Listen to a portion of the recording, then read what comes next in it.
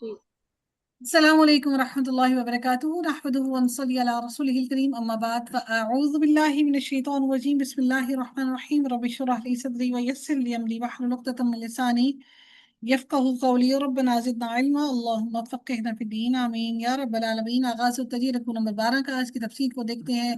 अल्लाह रब्बुल इज़्ज़त इरशाद फरमाते हैं, कुल ए नबी आप कह दीजिए, मन काना अदुव्वन लिजिब्रील फ़इन्नहु नज़्ज़लहु अला क़ल्बिका बिइज़्निल्लाहि मुसद्दिक़न लिमा बैन यदैहि व हुदन व बुश्रा लिलमुमिनीन। अल्लाह ताला फरमाते हैं कि नबी आप इनसे कह दीजिए कि दर हकीकत यहूद जो थे ना, वो हज़रत जिब्राइल अलैहिस्सलाम से दुश्मनी और अदावत करते थे। यहूद ये समझते थे कि हज़रत जिब्राइल अलैहिस्सलाम हमारे दुश्मन हैं। वो कहते थे कि यही वो फरिश्ता है जो कई बार हम पर अजाब और हमारे दुश्मनों को हम पर गालिब करता रहा है। अब्दुल्लाह बिन सलाम रज़ी अल्लाह तआला अन्हु ने जब मदीने में रसूलुल्लाह सल्लल्लाहु अलैहि वसल्लम के तशरीफ लाने की खबर सुनी, तो उस वक्त वो बाग में फल चुन रहे थे। उसी वक्त आप सल्लल्लाहु अलैहि वसल्लम के पास उसी वक्त आप सल्लल्लाहु अलैहि वसल्लम के पास आए और कहा, मैं आपसे तीन बातें पूछता हूँ जिन्हें पैगंबर के सिवा कोई नहीं बता सकता। आप बताइए कि क़यामत की पहली निशानी क्या है, और बहश्ती लोग बहशत में जाकर सबसे पहले क्या खाएंगे, यानी जो जन्नती लोग होंगे वो सबसे पहले क्या खाएंगे। ये नबी के अलावा कोई इसका जवाब नहीं दे सकता। और बच्चा अपने माँ बाप से सूरत में क्यों मिलता जुलता है। आप सल्लल्लाहु अलैहि वसल्लम ने फरमाया, अभी अभी जिब्राइल ने मुझे ये बातें बताई हैं। अब्दुल्लाह बिन सलाम रज़ियल्लाहु तआला अन्हु ने कहा, जिब्राइल ने? आप सल्लल्लाहु अलैहि वसल्लम ने फरमाया, हाँ। इब्ने सलाम ने कहा, सारे फरिश्तों में से वही तो यहूदियों का दुश्मन है। इस वक्त आप सल्लल्लाहु अलैहि वसल्लम ने ये आयत पढ़ी, यानी जिब्राइल ही ने ये कुरान उतारा है जो तुम्हारी किताब तौरात की तस्दीक करता है। तो फिर जिब्राइल से दुश्मनी रखने का क्या क्या जवाज बनता है। जिब्राइल अलैहिस्सलाम की जो उनको दावत थी, उसका जवाब अल्लाह ताला ने यहाँ पर दिया कि उनकी वजह क्या थी कि फरिश्ते तो अल्लाह ताला के हुक्म के बगैर कोई काम कर ही नहीं सकते। और जो फरिश्तों का दुश्मन है वो दरअसल अल्लाह ताला का दुश्मन और काफिर है। बल्कि अल्लाह खुद फरिश्तों से दुश्मनी रखने वालों को काफिरों का दुश्मन करार देता है।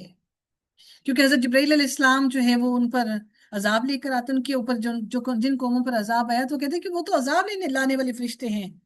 अगर इनकी बजाय अगर दूसरे फरिश्ते ले आते, अगर वही को लेकर आते, तो हम यकीनन मान जाते। अल्लाह ताला ने कहा कि जो जिब्रील का दुश्मन है, तो उसने तो अल्लाह ताला के हुक्म से वो कुछ भी नहीं, खुद नहीं लेकर आए, बल्कि ऐसे जिब्रील अलैहिस्सलाम अल्लाह ताला के हुक्म से आपके दिल पर कुरान को अल्लाह ने नाजिल किया। सुभान अल्लाह। कुरान दिलों पर उतरता है, दिलों के अंदर बैठता है, दिलों के अंदर रहता है। अगर हमें कुरान हमारे दिलों में नहीं आ रहा, हमें कुरान की समझ नहीं आ रही, तो अल्लाह से दुआ कीजिए, परवरदिगार तू हम पर रहम कर दे कि हमारे दिलों के अंदर कुरान उतर सके। कहीं ना कहीं कोई कमी मौजूद है जिसकी बदौलत ये कुरान हमारे दिलों में नहीं आ रहा। और एक एक दिल के अंदर दो चीजें, गंदगी और सफाई, यानी पाक कलाम कुरान और गंदगी इकट्ठे नहीं रह सकते।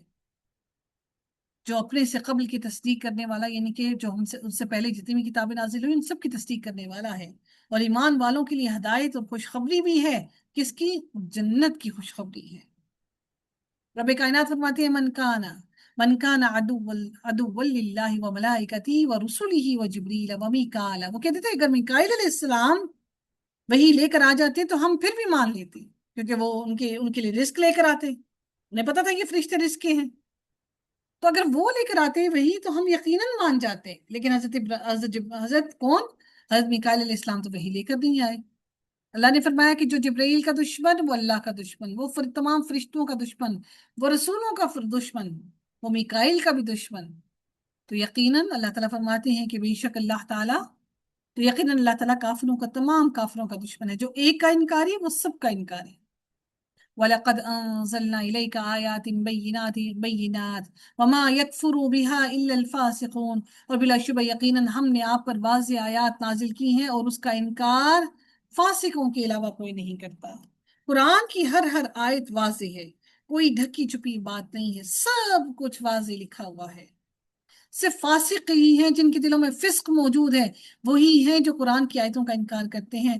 اَوَا كُلَّمَا عَاهَدُوا عَهْدًا نَبَذَهُ فَرِيقٌ مِّنْهُمْ، اللہ تعالیٰ فرماتے ہیں کیا جب کبھی انہوں نے کوئی عہد کیا تو ان میں سے ایک گروہ نے اس کو پھینک دیا۔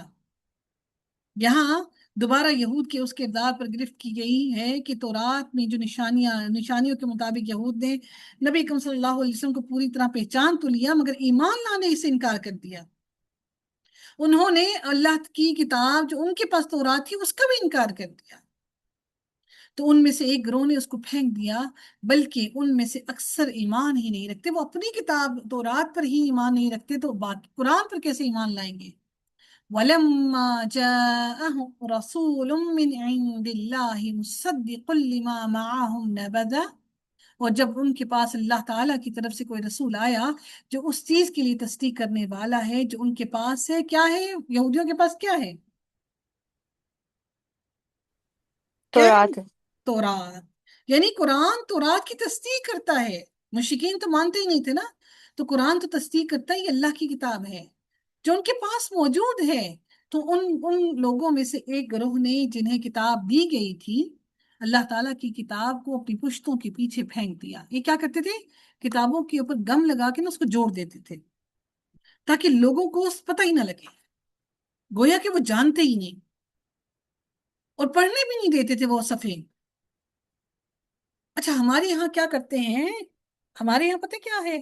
ہمارے یہاں بچوں کو قرآن کا ترجمہ نہیں پڑھنے دیتے۔ اچھا بچوں نے قرآن کا ترجمہ پڑھ لیا، یہ بڑا بھاری ہے، فلاں ورد نہیں کرنا، فلاں ورد کرنا، وہ بڑا بھاری ہے، وہ سر پہ چڑھ جائے گا۔ اللہ تعالیٰ کا کلام، اللہ کے الفاظ کیسے بھاری ہو سکتے ہیں؟ ہاں یہ بات ضرور ہے، قرآن پڑھتے ہیں تو شیطان ضرور تنگ کرتا ہے۔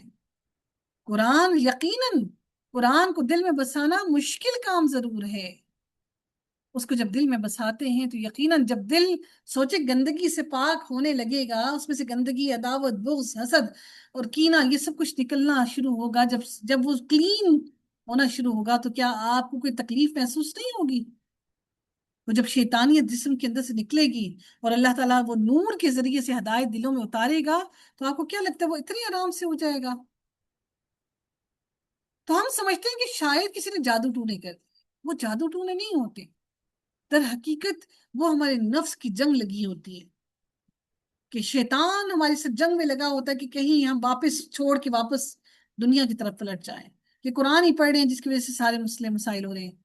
اللہ تعالیٰ نے کتنی ہی شر کو خیر میں ہماری طرف آنے سے، شر کو خیر میں بدل دیا، روک دیا کتنی شر کو ہماری طرف آنے سے۔ وَاتَّبَعُوا مَا تَتْلُو الشَّيَاطِينُ۔ اچھا ایک اور بات، یہودی کیا کہتے تھے؟ یہودی کہتے تھے کہ حضرت سلیمان علیہ السلام کو جو معجزات اللہ تعالیٰ کی طرف سے پھینک دیے گئے تو وہ کہتے تھے کہ یہ جادو کرتے ہیں۔ وہ حضرت سلیمان علیہ السلام کے معجزات کو جادو سمجھتے تھے۔ اللہ تعالیٰ نے تمام سرکش جنوں کو آپ کے لیے مسخر کر دیا تھا، اور سلیمان علیہ السلام ان جنوں سے سخت مشقت کا کام لیتے تھے۔ ہوائیں بھی آپ کے لیے آپ کی تابع تھیں، اور جو آپ کی مرضی کے مطابق جب آپ حکم دیتے تو مہینوں کا سفر وہ دنوں میں، گھنٹوں میں طے کر دیتی تھی ہوائیں۔ پرندے بھی آپ کے اختیار میں تھے، اور آپ ان سے بھی کام لیتے تھے۔ آپ پرندوں کی بولی سمجھتے اور پرندے بھی آپ کی بات سمجھ جاتے تھے۔ جب سلیمان علیہ السلام فوت ہوئے تو ان شیطان یہودیوں نے کہا کہ سیدنا سلیمان علیہ السلام تو یہ سب کچھ جادو کے زور پر کیا کرتے تھے، اور اس کی دلیل یہ پیش کی کہ سلیمان علیہ السلام کے دفتر میں، یعنی وہ جو ان کا رجسٹر تھا نا، کہ دفتر میں جادو کی بے شمار کتابیں موجود ہیں۔ اچھا یہ کیا تھا کہ جو جنات تھے نا، وہ حضرت سلیمان علیہ السلام کی کرسی کی تخت کے پاس نہیں جا سکتے تھے، اگر وہ قریب جاتے نا تو وہ جل کے بھسم ہو جاتے تھے۔ اس لیے انہوں نے، شیاطین نے کیا کیا کہ یہ لوگوں سے کہا کہ تم حضرت سلیمان علیہ السلام، کیونکہ اس وقت میں اللہ نے جو دو فرشتے بھیجے تھے ہاروت اور ماروت، ان سے لوگ جادو سیکھتے تھے، تو حضرت سلیمان علیہ السلام جادو نہیں کرتے تھے، وہ معجزات لے کر آئے تھے۔ تو انہوں نے کہا کہ وہ جو کتابیں حضرت سلیمان علیہ السلام نے اپنے تخت کے نیچے چھپا کر رکھ دی ہیں، وہ کھدائی کر کے وہ تخت کے نیچے سے وہ کتابیں نکال۔ تو لوگوں نے کہا جی ہم بھی یہ کریں گے تو ہم بھی سارے تخت لے لیں گے، بادشاہ ہمارے پاس بھی آ جائے گی، شاید ہم بھی ایسے بولیاں بولنے لگ پڑیں۔ تو یہ کام کس نے کروایا ان سے؟ جنات نے، شیاطین نے۔ अल्लाह ताला फरमाते हैं और उस चीज के पीछे लग गए जिसे शयातीन सुलेमान की बादशाहत में पढ़ा करते थे। और सुलेमान ने कुफ्र नहीं किया क्योंकि क्योंकि जादू कुफ्र है, लेकिन शयातीन ने कुफ्र किया कि वो लोगों को जादू सिखाते थे। और जो फिर अल्लाह ताला ने इनके लिए दो फरिश्ते हारूत और मारूत आजमाइश के लिए भेज दिए बाबल शहर में। और हालांकि अल्लाह के हुक्म से आए थे, फिर भी वो लोगों को जादू नहीं सीखने देते थे। हर एक को ये कहते कि हम आजमाइश हैं, इस जादू को मत सीखो। अच्छा, वो जादू भी सीखते तो कोई ऐसा जादू ना सीखते थे जिससे लोगों को फायदा हासिल हो। जादू भी क्या सीखते थे? क्या सीखते थे वो जादू? युफर्रिकून बिही बैन अलमरई व ज़ौजिही, कि जो मियाँ बीवी के दरमियान जुदाई डाल दे। क्यों? जब मियाँ बीवी के दरमियान में जुदाई डलेगी, पूरा खानदान, पूरा कुंबा तबाह हो जाएगा।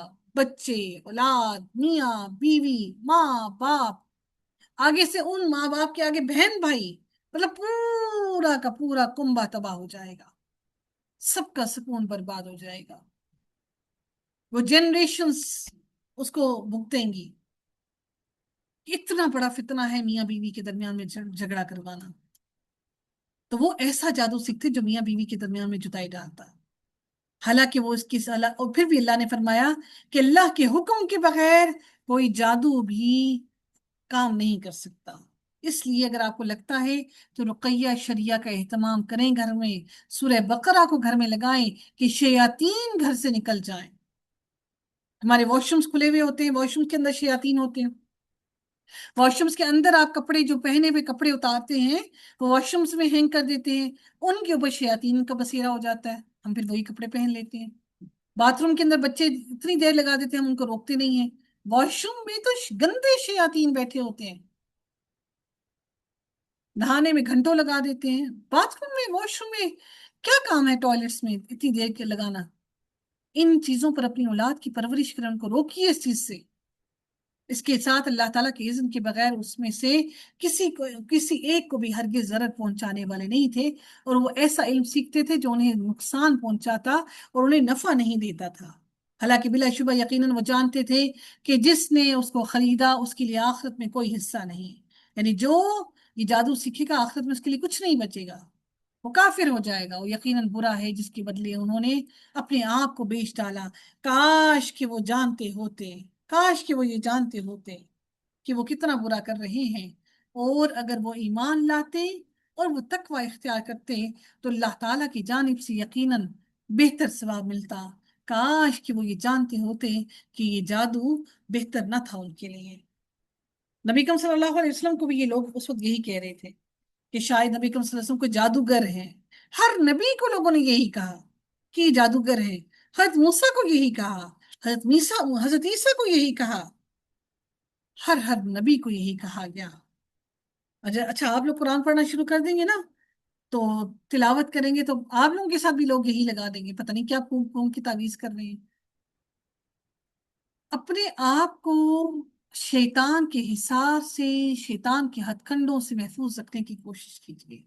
जो कुरान पढ़ने वाला है उस पर शैतान के बाद आम इंसान की निस्बत कई गुना ज्यादा होते हैं। अल्लाह ताला से दुआ है कि अल्लाह ताला हमें किसी भी आजमाइश में मुब्तला ना करे। अल्लाह हमें फितनों से महफूज रखे, हमारे आने वाली नस्लों की हिफाजत फरमाए। अल्लाह ताला हम सबसे राजी हो जाए, अमल करने की तौफीक अता फरमाए। आमीन या रब्बल आलमीन। व आखिर दवाना अल्हम्दुलिल्लाहि रब्बिल आलमीन। सल्लल्लाहु तआला अला खैरिही खल्क़िही अजमईन बिरहमतिका या अरहमर राहिमीन। सुब्हानक अल्लाहुम्मा व बिहम्दिका नशहदु ला इलाहा इल्ला अंता नस्तगफिरुका व नतूबु इलैक। अस्सलामु अलैकुम व रहमतुल्लाहि व बरकातुहू।